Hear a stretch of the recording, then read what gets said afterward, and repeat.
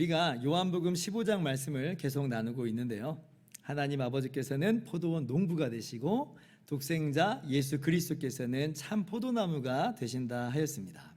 그리고 예수님을 믿는 우리는 예수님께 붙어있는 예수님과 하나가 된 포도나무 가지가 되었다 그랬죠. 그러므로 우리는요, 이제 하나님께서 기대하시고 기뻐하시는 열매 맺게 된 그런 인생이 된 것이에요. 그리고 우리가 맺게 되는 그 열매 중에 하나는 바로 형제 사랑이라. 지난주에 함께 우리가 이렇게 말씀을 나눴습니다. 그래서 우리가 주 안에서 하나 된 우리가 서로 사랑하는 것이 그렇게 중요하다 말씀을 드렸습니다. 그런데 예수님께서는 우리에게 그 열매 하나만을 말씀하시는 것은 아닌 듯합니다. 자, 본문 15장 16절을 보면요, 너희가 나를 택한 것이 아니요 내가 너희를 택하여 세웠나니 이는 너희로 가서 열매를 맺게 하고 또 너희 열매가 항상 있게 하여 내 이름으로 아버지께 무엇을 구하든지 다 받게 하려 함이라 말씀하세요. 여기서 우리가 주목할 단어가 있는데 뭐냐면 가서라고 하는, 가서. 이제 하루만 지나면 예수님께서는 십자가에 못 박혀 죽으실 것이고, 그래서 이제 제자들만 남겨지는 상황이 찾아오게 될 텐데요. 근데 이 본문을 자세히 들여다보면 제자들이라고 하는 이 신앙 공동체 안에서만 열매 맺는 것을 말씀하시는 것이 아니라 제자들을 보내시는 것을 말씀하시고, 그 보내심을 받은 현장에서도 또한 열매 맺기를 기대하시는구나 라고 하는 것을 알 수가 있어요. 왜 그래요? 예수님께서 가서라고 하잖아요. 가서. 만약에 형제 사랑이라고 하는 것이 우리가 맺을 열매의 전부라고 한다면 너희로 열매를 맺게 하고 열매가 항상 있게 하려고 내가 너희를 택하였다, 이러면 되거든요. 그런데 예수님께서는 너희로 가게 하려고 너희를 택하였다. 가서 너희가 열매를 맺게 하려고, 그 열매가 항상 있게 하려고 내가 너희를 택하였다 말씀하세요. 즉 예수님께서는 남겨지는 제자들이 그저 제자들만의 공동체로 머무를 것을 말씀하시는 것이 아니라 세상 속으로 가라는 거예요. 가라. 제자들이 가서 세상에 맺을, 세상 속에서 맺을 열매도 있다는 것이죠. 그러니까 오늘 18절 이하 말씀에 주님께서 갑자기 세상 이야기를 하시는 게 이제 이해가 되는 거예요. 왜냐하면 제자들을 보내시는 곳, 제자들이 가는 곳이 어디예요? 세상이거든요. 세상. 제자들은 세상으로 보내심을 받은 사람들이에요. 그러면 세상으로 가서 뭘 하라는 것인가? 어떤 열매를 맺기를 기대하시는가? 말씀 보면요, 26절 보세요. 내가 아버지께로부터 너희에게 보낼 보혜사 곧 아버지께로부터 나오시는 진리의 성령이 오실 때에 그가 나를 증언하실 것이요. 성령님께서 예수님을 증언하신다는 거예요. 27절 같이 읽습니다. 너희도 처음부터 나와 함께 있었으므로 증언하느니라. 자, 제자들이 누구를 증언해요? 예수님을 증언하는 거예요. 예수님을. 따라서 세상으로 보내심을 받은 제자들의 사명이 여기 나와 있어요.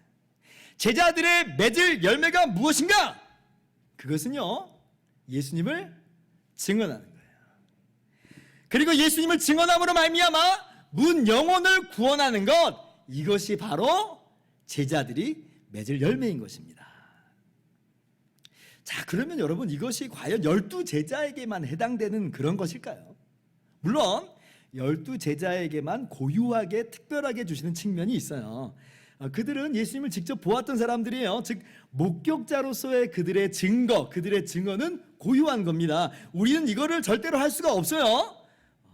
우리는 목격자의 증언을 통해서 믿은 사람들이지, 그렇다고 우리가 목격자는 아니거든요. 우리는 그러한 위치에 있지 않습니다. 그러나 그렇다고 이 사명이 단지 제자들에게만, 12제자들에게만 있는 것이냐? 그렇지는 않다 이 말이에요. 쉽게 말씀드린다면 만약 12제자만 포도나무의 가지가 된 것이라면 이건 12제자에게나 해당되는 열매지 할 수 있을 거예요. 그러나 본문 15장이 12제자에게만 해당되는 것이 아니라 예수님을 믿은 우리 모두가 예수님의 가지가 된 것이 분명하다면 이 증언의 사명, 이 증언의 열매 역시 우리 모두의 사명이요 열매가 되는 거예요. 즉 예수님을 증언하는 것이 이제 우리에게서 확장되는 거죠. 확장되는 거예요. 사람들이 우리에게 물어봅니다. 너 예수님 봤어? 예수님이 죽으시고 십자가에 죽으시고 부활하시고 너 만나봤냐고? 그럼 우리는 대답하죠. 아니 못 봤어. 못 본 걸 못 봤다고 해야죠. 그러나 우리는 말합니다. 목격자들의 증언이 있어. 나는 그 증언을 믿어. 그리고 너는 잘 모르겠지만 그 증언을 통해서 정말 죽으시고 부활하신 살아계신 예수님을 내가 만났어. 이게 우리의 증언이에요. 우리의 증언이 12제자의 증언의 위치는 절대로 되지 못하지만 그러나 우리에게 가까운 사람들에게는 우리의 증언 역시 영향력을, 효과를 발휘하게 된다는 거예요. 왜냐하면 가깝거든요. 그들의 피부에 와닿거든요. 가령 예를 들면 어떤 새로운 치료제가 개발됐어요. 그 제조 방법과 임상 결과, 각종 데이터, 무슨 MRI 차트 그걸 보여주지 못해도 내가 그 약을 먹었더니 나았더라. 그럼 주변의 사람들이요, 아이고 그 약 좋네, 정말 효과 있구만, 그러는 거하고 똑같아요. 여러분, 오늘 우리가 우리 마음 가운데 새겨 넣어야 될 하나님의 진리가 바로 여기에 있습니다. 하나님께서는 우리가 세상 속에서도 열매 맺기를 기대하십니다. 하나님께서 우리를 예수 그리스도라고 하는 포도나무의 가지로 접붙여 주셨어요. 왜요? 열매 맺으라고. 포도나무 가지 된 우리의 마땅한 모습이 뭐냐? 열매 맺는 거예요. 그럼 그 열매가 뭐예요? 그건 바로 그리스도의 복음 전하는 것. 복음을 통해서 사람들이 예수님을 믿고 하나님의 자녀가 되도록 하는 것, 이것이 바로 우리가 세상 속에서 맺어야 될 열매라는 거죠. 여러분, 주님께서는요 세상 속으로 가게 하려고 우리를 택하셨습니다. 우리가 이걸 잊어버리면 안 돼요. 포도나무 가지로 택함 받은 것이 정말 고맙고 감사하고 영광스러운 일이라고 한다면 가게 하려고 라고 하는 주님의 이 의도 역시 우리가 정말 귀하게 여겨야 돼요. 여러분, 예수님이라고 하는 참 포도나무는 우리 성도라고 하는 가지를 통해서 이 구원의 열매 맺기를 원하시는데, 가지된 우리가 그 주님의 뜻을 외면한다면 그게 되겠냐는 거예요. 포도나무가 무엇으로 열매를 맺어요? 가지로 열매를 맺는단 말이에요. 인도 고아들의 어머니라고 하는 별명이 있는 에이미 카마이클 선교사님의 시 중에 이런 내용이 있습니다. 제가 그 일부를 한번 그대로 가져와 봤어요. 그대는 아무런 상처도 없는가? 발이나 옆구리나 손에 감추어진 상처 자국이 없는가? 그대가 땅에서 위대한 자라고 칭송받는 것이 들린다.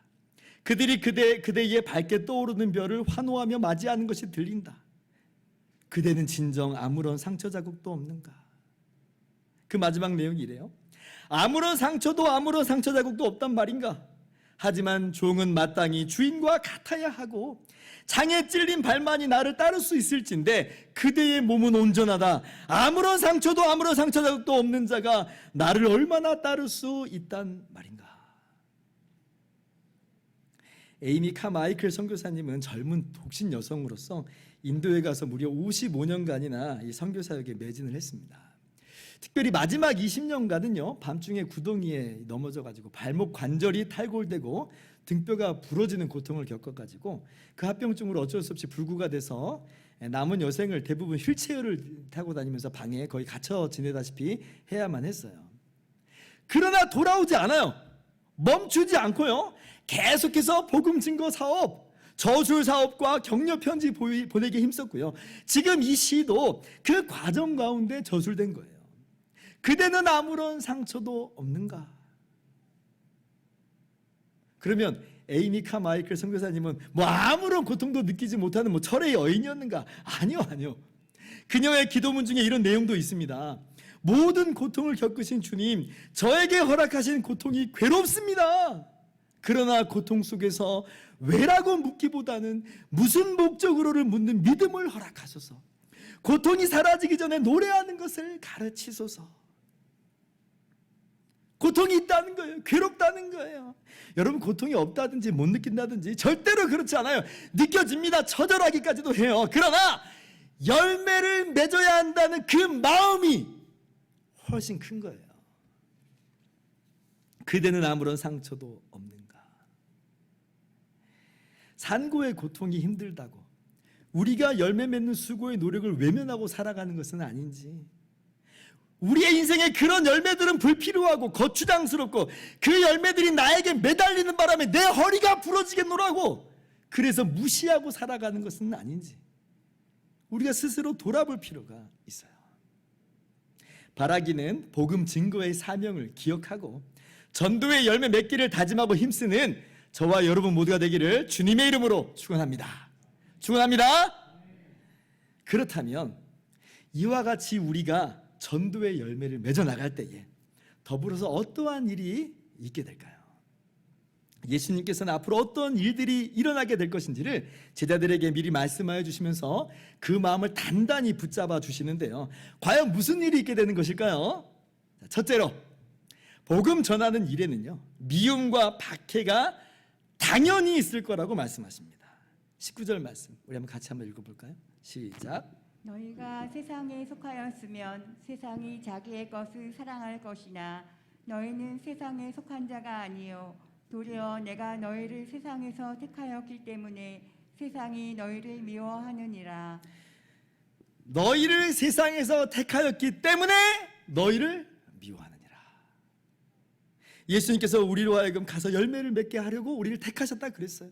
다른 말로는 예수님의 가지가 되게 하셨다는 거예요. 근데 그래서 돌아오는 건 뭐냐? 세상이 너희를 미워할 것이다. 미움받는 것은 당연한 일이라고 하는 거예요. 미움받기를 주저하거나 회피하지 말라는 겁니다. 그래서 여러분, 복음 전도에는요, 당연히 미움받는 것이 따라온다는 것을 우리가 깨달을 필요가 있어요. 우리가 기억할 필요가 있어요. 이걸 모르면 세상이 우리를 미워하는 것이 찾아올 때요, 과도하게 놀라게 되고 낙심하게 될 수 있어요. 그래서 복음 전도를 중단하는 일이 있을 수 있어요. 알아야 돼요. 알아야 돼요.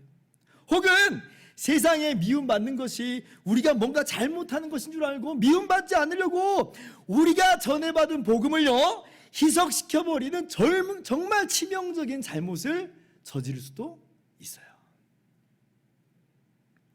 여러분도 한 번쯤은 들어보셨을 텐데 WCC라고 하는 세계교회협의회라고 하는 단체가 있습니다. 전 세계의 모든 교회 일치를 목표로 하는 연합운동인데요, 그런 목적 자체는 참 좋아요. 우리도 그러한 마음을 품고 살아야 합니다. 그러나 그래서 WCC가 어떻게 가버리냐면 성경적 진리를 그렇게 따지지 말자, 어쨌거나 우리가 하나 되는 게 더 중요한 것이다, 이런 식의 접근이 되어버렸어요. 타협하는 거예요. 회피하는 거예요. 희석시켜버리는 거예요. 예를 들면 우리 죄를 대신해서 십자가에서 죽으시고 부활하신 우리의 유일한 구원자가 되시는 예수님을 오직 믿음으로써 구원받는다, 그런 얘기 하지 말자는 거예요. 그것은 그냥 그 당시 문화 속에서 나온 이야기고 진리 그 자체는 아니라는 거예요. 다양한 시대와 문화 속에서 주장과 생각이 서로 다를 수 있다는 거예요. 기가 막히죠. 기가 막히죠. 그래서 이 WCC에서 나오는 선교 이론이 뭐냐? 하나님은 복음이 전해지지 않는 곳에서도 이미 역사하고 계신다. 그러니 복음 전에서 개종시키려고 하지 마라. 그저 하나님이 지금까지 일하시는 것을 잘 분별해서 동참하면 되는 것이다. 이런 주장도 서슴없이 펼쳐버려요. 이 복음 전도의 긴급성, 절대성, 이 특별함을 현저하게 약화시켜 버린 것이에요. 여러분, 이렇게 하면 어떻겠어요? 아마 칭찬받을 거예요. 칭찬받을 거예요. 그 누구도 교회욕 안 합니다. 아니, 꼭 예수님의 이 복음 듣고 예수님 믿음으로만 구원받는 것이 아닐 수도 있다는데 누가 뭐라고 하겠어요? 상대방의 믿음과 신앙도 존중하고 거기에도 구원의 가능성이 있을 수 있다라고 한다면 여러분, 누가 미워하겠냐는 거예요. 그러나 그것이 예수님의 모습인가? 아니요, 예수님의 모습하고 달라요. 만약에 그렇다면 예수님은 왜 그렇게 바리새인들의 잘못된 전통을 지적하는 것이며 내가 곧 길이요 진리요 생명이니 나로 말미암지 않고는 아버지께로 올 자가 없느니라, 이런 말씀은 도대체 왜 하시는 거예요? 나로 말미암지 않고는이에요. 예수님은 다른 가능성, 다른 길을 전혀 말씀하시지 않아요. 그래서 예수님이 미움받은 거예요. 예수님 자신이 하나님의 아들이라고 한 것 때문에 바리새인들의 행위로는 전혀 의롭다함을 얻지 못할 거라고 말씀하셨기 때문에 오직 예수님을 통해서만 이 하나님을 알 수 있고 하나님께 나아갈 수 있다고 말씀하신 것 때문에 그래서 우리 주님이 미움받으셨어요. 그렇기 때문에 예수님이 왜 미움받았는지를 분명히 안다면 이 WCC 같은 그런 말은 전혀 못합니다. 오히려 미움받지 않는다고 한다면 그들이 전하는 복음이 뭔가 문제가 있을 가능성이 많아요. 아니, 예수님도 미움을 받았는데 그들이 말하는 예수님은 전혀 미움을 받지 않아요? 그럴 수가 있어요? 말이 안 되는 거예요. 만약 그렇다면 성경이 말하는 예수님과 그들이 말하는 예수님 다른 분이라는 거예요. 성경이 말하는 복음과 그들이 말하는 복음이 다르다는 이야기예요. 우리는 20절 말씀을 정말 귀담아 들어야 됩니다. 내가 너희에게 종이 주인보다 더 크지 못하다 한 말을 기억하라. 사람들이 나를 박해하였은즉 너희도 박해할 것이요. 주인 대신 예수님이 박해 받으셨다면 교회된 우리, 복음 전하는 우리도 박해받는 것이 지극히 당연해요. 박해받지 않는 복음은 있을 수가 없습니다. 우리는 주인보다 더 크지 못해요. 제가 이렇게까지 말씀드린 이유는 그래서 WCC 틀렸다 그 이야기를 하고자 하는 게 아니고 복음 증거에는 필연적으로 미움과 박해가 따라온다는 것을 말씀드리는 거예요. 그래서 미움과 박해가 다가올 때 놀라지 말라는 것이고, 그래서 복음을 희석시키거나 타협하지 말자는 거죠. 무례하자는 이야기 아닙니다. 우리는 결코 강요하는 사람들은 아니에요. 겸손과 온유함으로 나아가야지 강요해서는 절대로 안 될 일이에요. 다만 우리 스스로 각오할 필요는 있다는 거죠. 예수님을 알면 그들이 우리를 미워하지 않을 거야? 아니요. 예수님을 알고도 사람들이 예수님을 잡아 죽였다는 것을 꼭 기억할 필요가 있어요. 담대하게 나아가도록 합시다. 둘째로, 주님께서는 복음 전하는 일에는 회심과 개종이, 복음을 순종하는 일도 당연히 있을 것이라 말씀하십니다. 20절 하반절 다시 한번 읽어보면요, 사람들이 나를 박해하였은즉 너희도 박해할 것이요, 내 말을 지켰은즉 너희 말도 지킬 것이라. 내 말도 지켰은즉 너희 말도 지킬 것이라. 그렇죠. 예수님의 말씀을 듣고도 예수님 박해한 사람들 많았습니다. 그러나 모두가 그런 것은 아니고 예수님의 말씀을 따르는 사람들도 있었어요. 누구요? 지금 이 말씀 듣고 있는 11제자들, 이들은 예수님의 말씀을 믿고 따르는 사람들이에요. 11제자 외에도 여인들이 있었고 그 외에 500명이나 되는 사람들이요, 예수님을 끝까지 따릅니다. 다른 사람들이 있어요. 그래서 우리에게 소망이 있는 거죠. 왜냐하면 주님께서 분명히 열매가 맺어질 것이라고 말씀하셨고 그것이 이루어짐을 우리는 알고 있거든요. 그렇게 되는 거예요. 얼마 전에 우리 여러분도 잘 아시는 우리 교회 성도님 한 분의 어머니께서 건강이 갑자기 위독하게 되었습니다. 거의 돌아가실 것만 같은 위기였어요. 근데 코로나 시대에 어떻게 병간호하기가 어렵잖아요. 병실에 딱 한 명만 들어갈 수 있어요. 병문안도 안 돼요. 그래서 우리 성도님이 당신이 병간호하겠다고 자청해서 들어가셨습니다. 마지막 가실 줄도 모르는 길이니까 사랑하는 마음, 섬기는 마음으로 하는 일이기도 해요. 근데 무엇보다도 돌아가시기 전에 꼭 예수님 믿게 하려고, 구원의 확신 다짐받으려고 그래서 들어간다는 거예요. 그래서 제가 정말 참 감동했어요.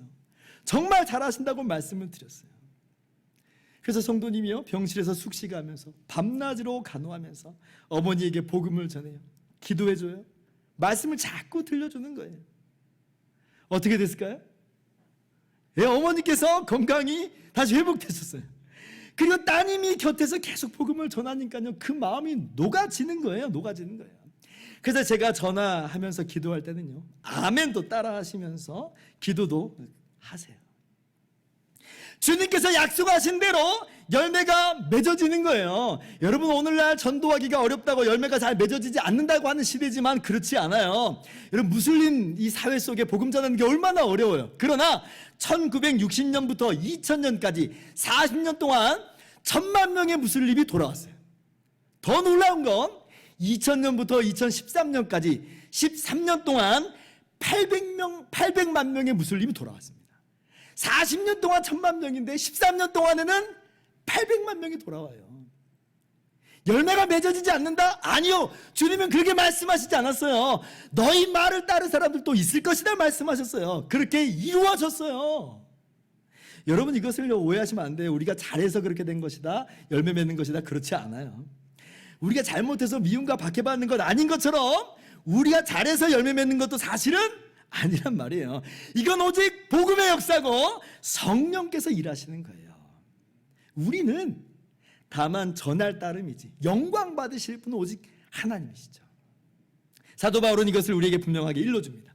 고린도전서 3장 6절 말씀. 나는 심었고 아볼로는 물을 주었으되 오직 하나님은 자라나게 하셨나니. 7절 같이. 그런즉 심는 이 나물 두는 이는 아무것도 아니로되 오직 자라게 하시는 이는 하나님뿐이니라. 오직 자라게 하시는 이는 하나님뿐이니라. 그러니 열매 맺는 것은 나 때문이야, 내 공로야. 아니, 그럴 것 전혀 없다는 거예요.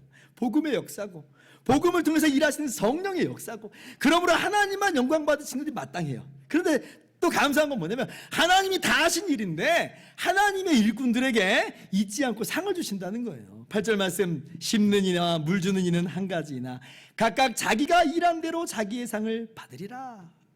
하나님께서요, 하나님의 일꾼들을 하나님의 동역자로 대우해 주시고 또 상을 주신다는 거예요. 그러니 이게 얼마나 감사한 일이에요.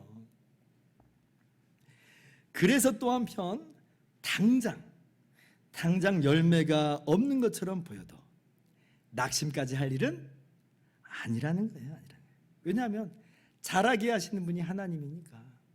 혹은 나의 역할은 어쩌면 심는 것일 수만 있어요. 물론 우리가 거둔 사람이 되면 참 좋겠어요. 그렇게 되기를 바라요. 그러나 하나님께서 어쩌면 각각에게 맡겨주신 역할이 다를 수 있어요. 각각에게 허락하신 분량이 달라요. 그러니까 내가 못 거두니까 난 안 한다. 아니에요. 우리 좀 더 큰 그림으로 보아야 돼요. 좀 더 크게 볼 수 있어야 돼요. 우리는 한 팀이에요. 한 팀.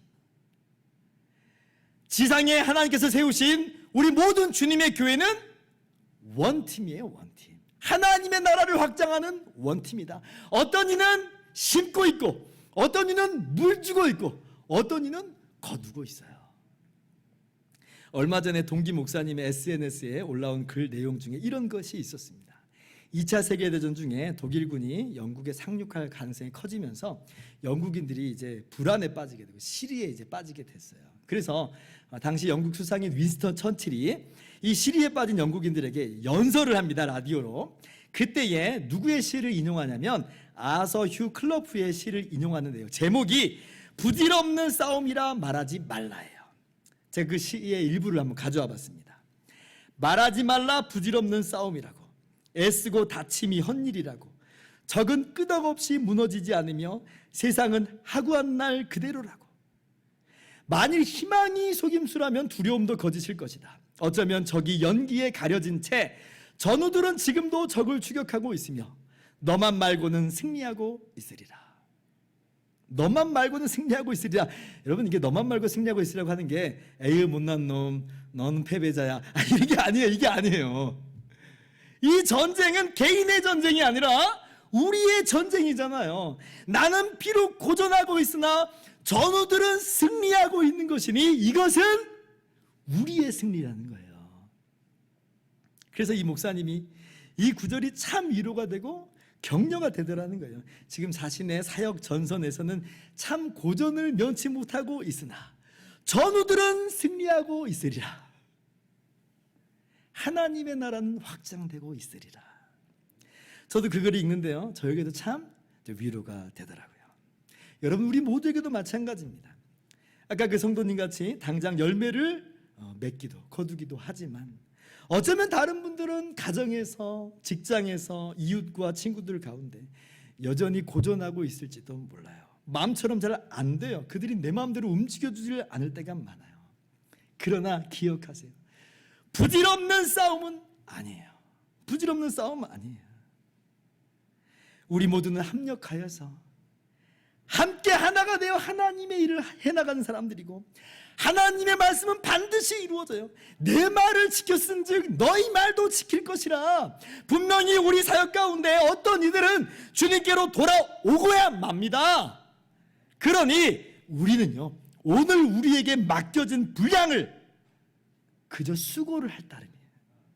더디 이루어지는 것처럼 보여도 낙심하지 말고 주님께서 오시는 그날까지 잘 감당하는 저와 여러분 모두 되기를 주님의 이름으로 축원합니다. 이제 말씀을 마칩니다. 얼마 전에가 이 미국 9.11 비행기 테러 20주년이었습니다. 4대의 비행기가 납치돼서요, 그중에 2대가 세계 무역센터에 충돌하고 한 대는 펜타곤에 충돌해서 2,977명이 죽게 되는 정말 초대형 테러였습니다. 그리고 마지막 비행기 한 대는요, 미국 백악관이나 혹은 국회의사당을 향해서 날아갔어요. 근데 이제 그 비행기에 탑승하고 있는 사람 중에 타드 비머라고 하는 신실한 기독교인이 있었습니다. 그래서 이 사람이요, 다른 몇몇 사람들과 합세해서 이 테러범들에게 저항하기로 한 거예요. 마지막 행동 전에 이 타드 비머가 주기도문으로 기도하고 또 시편 23편을 암송합니다. 그러면서 Are you ready? Okay, let's roll. 자, 나가자 하고 조종실로 사람들과 함께 뛰어드는 거예요. 그래서 비행기가 목표물까지 가지 못하고 도중에 추락해서 또 다른 피해를 맞게 된 거예요. 나중에 타드 비머의 아내 리사 비머가 이 레리 킹 프로그램에 출연을 했는데 그때 이런 질문을 받았습니다. 당신의 남편이 마지막에 기도했다는 소식을 듣고 어떤 생각이 드셨습니까? 그러니까 리사가 대답을 해요. 조금도 놀라지 않았습니다. 그는 언제나 기도하는 믿음의 사람이었습니다. 다드와 저는 완벽한 사람은 아니지만 하나님을 기쁘시게 하고자 최선을 다해 살아왔습니다. 다드는 최후까지 그렇게 산 것입니다. 제가 이 말에 정말 참 감동을 받았습니다. 그저 살아왔던 대로 한결같이 했던 것뿐이라는 거예요. 그러면 과연 나는 지금 어떠한 모습으로 한결같이 살아가고 있는가? 어쩌면 서로 사랑의 열매를 맺는 것, 전도의 열매를 맺는 것, 이거 다 마땅히 해야 되는 일인 줄 알면서도 그저 나중으로 미뤄오면서 살아왔던 것은 아닌가? 나의 한결같은 모습이라는 것이 혹시 나중에 때가 되면 하고만 미루고만 있는 모습은 아닌가? 사랑하는 성도 여러분, 우리의 사명은 한결같이 열매를 맺는 것입니다. 서로 사랑의 열매를 맺어야 되고 세상 속에서는 전도의 열매를 맺어가는 것이 우리의 사명입니다. 하나님을 기쁘시게 하는 것에 최선을 다하시기를 바랍니다. 주님께서 능히 열매를 맺게 하여 주세요. 주저하지 말고 위축되지 말고 낙심하지 말고 용기 있게 한결같이 복음 증거하면서 나가는 저와 여러분 모두 되기를 주님의 이름으로 축원합니다.